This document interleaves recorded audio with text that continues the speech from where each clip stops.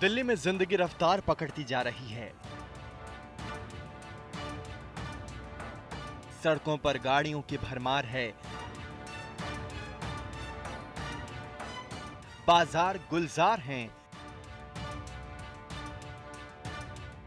Malls में रौनक लौट आई तो मंदिरों के पट भी खुल गए। दिल्ली दौड़ रही है तो कोरोना भी रेस लगा रहा है।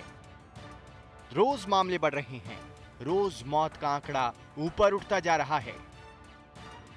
24 घंटे में फिर 1000 से ज्यादा केस जुड़ गए। राजधानी में 2 दिन बाद फिर कोरोना जान लेने लगा।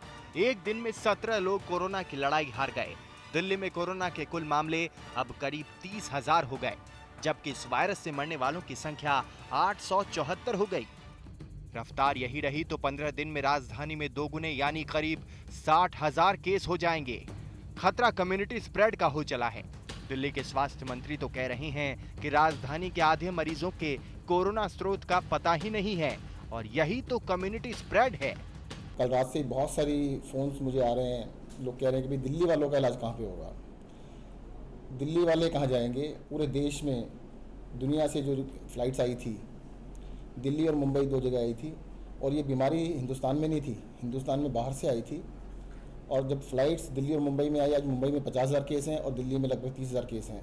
रणदीप गुलेरिया जो एम्स के डायरेक्टर उन्होंने कहा है, परंतु केंद्र सरकार ऑफिशियली शायद इसको नहीं मान रही अभी। एम्स के डायरेक्टर ने तो कहा है। कम्युनिटी स्प्रेड किसे कहते हैं?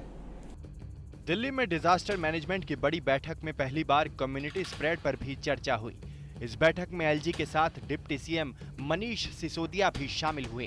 केजरीवाल की तबीयत खराब होने के बाद डिप्टी सीएम इस मीटिंग में शामिल हुए। 30 जून तक 1 लाख केसेस पहुंच जाएंगे और 15,000 बेड्स की आवश्यकता होगी। 15 जुलाई तक करीब 2.25 लाख केसेस हो जाएंगे और 33,000 बेड्स की आवश्यकता होगी। और 31 जुलाई तक करीब 5.5 लाख केस पहुंच जाएंगे दिल्ली में। दिल्ली का कोई जिला कोरोना से नहीं बच पाया है। अब कंटेनमेंट जोन बढ़कर 232 हो गए। हर 14 से 15 दिन में कोरोना के मामले दोगुने होते जा रहे हैं, जो देश में सबसे तेज हैं। महाराष्ट्र में भी कोरोना की डबलिंग रेट 17 दिन से ज्यादा है।